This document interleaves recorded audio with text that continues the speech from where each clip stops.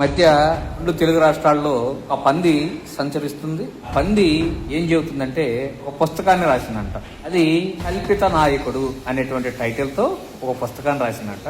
ఆ పుస్తకం మీద డాక్టర్ బిఆర్ అంబేద్కర్ గారి యొక్క చిత్రపటాన్ని ముద్రించి ఆ పంది దాన్ని పబ్లిసిటీ చేయాలని చెప్పేసి చూస్తుంది. పంది నేను చెప్పేటువంటి మాటలు కూడా ఒక్కసారి నువ్వు గ్రహిస్తే నీకు అర్థమవుతుందిరా. అసలు ఓటే లేని నీకు, అసలు ఓటు హక్కే లేని నీకు, అసలు ఎమ్మెల్యే సీటే ఇవ్వడానికి అంగీకరించిన నీకు మాట్లాడే స్వతంత్రాన్ని, మాట్లాడేటువంటి స్వేచ్ఛని ఎవరిచ్చారా? ఆ రాసినటువంటి భారత రాజ్యాంగమే కదా. ఆ భారత రాజ్యాంగాన్ని కూడా 294-97 మంది రాశారని చెప్పేసి కల్పిత కథల్ని చెప్పాలని ప్రయత్నం చేస్తున్నాను. ఒక పార్లమెంట్ లో ఇప్పుడు ఉన్నటువంటి లెజిస్లేటివ్ కౌన్సిల్ లో ఎవరైనా సరే ఒక చట్టాన్ని చేసేటప్పుడు అక్కడ ఉన్నటువంటి లెజిస్లేటివ్ కౌన్సిల్ మెంబర్లు మొత్తం ఆ చట్టాన్ని అంగీకరిస్తూ సంతకం పెట్టాలనేటువంటి మినిమం జ్ఞానం లేనటువంటి అన్నాసివి నువ్వు ఎలా మాట్లాడతావు? ఇలాంటి మాటలు నువ్వు ఎట్లా రాస్తావు? సరే, నువ్వు అన్నటువంటి మాటల్లో నేను అడిగేటువంటి 2 ప్రశ్నలకు నువ్వు సమాధానం చేయి. సైమన్ కమిషన్ వచ్చేటప్పుడు భారతదేశానికి కమ్యూనల్ అవార్డు ప్రకటించాలని చెప్పేసి ఆలోచనతో కమిషన్ ఏర్పాటు చేసి 1927 నుంచి 1928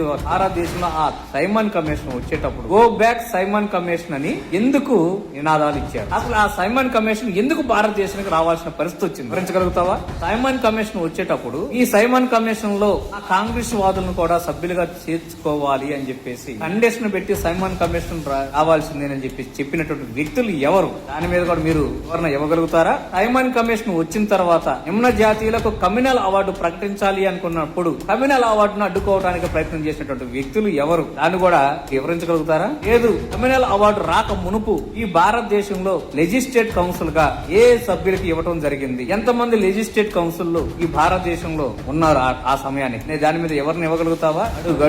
అడుగడుగునా అంటరానితనం, అడుగడుగున అస్పృశ్యత, అడుగడుగున వర్ణ వ్యవస్థ, విచ్చల విడిగా ఉన్నటువంటి వ్యక్తులకు నేడు పాలకులుగా ఉన్నటువంటి శూద్ర అతి శూద్ర జాతులకు ఈ రోజు ఉన్నటువంటి ఆంధ్రప్రదేశ్ లో ఉన్నటువంటి పాలకులు మొత్తం శూద్రులు. ఈ శూద్రుల మొత్తానికి కూడా పాలకులుగా అయ్యేటువంటి, ముఖ్యమంత్రిగా అయ్యేటువంటి అవకాశాన్ని కల్పించింది భారత రాజ్యాంగం కాదా? భారత రాజ్యాంగం ద్వారా వచ్చినటువంటి హక్కులు కాదా? ఇది కూడా మీరు కాదంటారా? ఈ హక్కులు కలపడానికి గల కారణాలు ఇప్పుడు ఉన్నటువంటి ఎంపీలు, నిమ్న జాతీయులైనటువంటి ఎస్సీ ఎస్టీలకు సంబంధించినటువంటి ఎంపీలు రిజర్వేషన్ స్థానాలు కల్పించడానికి కారణం ఆ కమ్యూనల్ అవార్డు కాదా? ఆ సైమన్ కమిషన్ తీసుకొచ్చినటువంటి తీర్మానం ద్వారా వచ్చినటువంటి కమ్యూనల్ అవార్డు కాదా? భారతదేశానికి రాజ్యాంగం అమల్లోకి వచ్చిన తర్వాత, గణతంత్ర రాజ్యంగా ఏర్పడిన తర్వాత ఈసీల కోసం ఆర్టికల్ 340 లో పొందుపరిచినటువంటి రిజర్వేషన్ ని ఎప్పటి నుంచి అమలు చేశారు? అలా అమలు చేయకుండా తొక్కి పెట్టినటువంటి నాయకులు ఎవరు? ఆ విషయాన్ని బయట పెడదామా? నువ్వు వారికి సపోర్ట్ చేస్తూ అశుద్ధాలకు అలవాటు పడిపోయి అబద్ధపు మాటలు మాట్లాడటం మానుకోవాలి, అబద్ధపు ప్రచారాలు చేయటం మానుకోవాలి. దానికి ధీటైనటువంటి పుస్తకాన్ని కూడా మేము రిలీజ్ చేయడానికి సిద్ధంగానే ఉన్నాం. ఈ దేశ వినాశకులు ఎవరు? నిజమైనటువంటి బ్రిటిష్ తొత్తులు ఎవరు? దేశ స్వతంత్రం కోసం రాజులుగా యుద్ధాలు చేసినటువంటి వ్యక్తులు ఎవరు అనే విషయాలను కూడా బయటికి తీయటానికి, వెలికి తీయటానికి మేము సిద్ధంగానే ఉన్నాం. ఈ ఆంధ్రప్రదేశ్ లో, ముఖ్యంగా ఆంధ్రప్రదేశ్ లో రాజులుగా ఉన్నటువంటి వ్యక్తులు ఎవరు?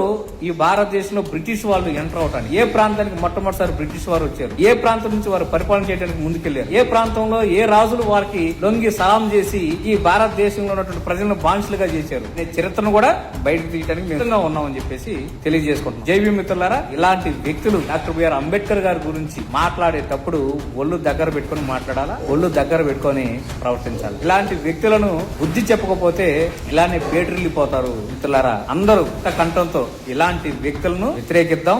ఎక్కడికి వచ్చినా కరెక్ట్ కి 100కి 200% సన్మానం చేసి పంపడానికి సిద్ధమవుదాం అని చెప్పేసి తెలియజేసుకున్నాం. జై భీమ్ మిత్రులారా.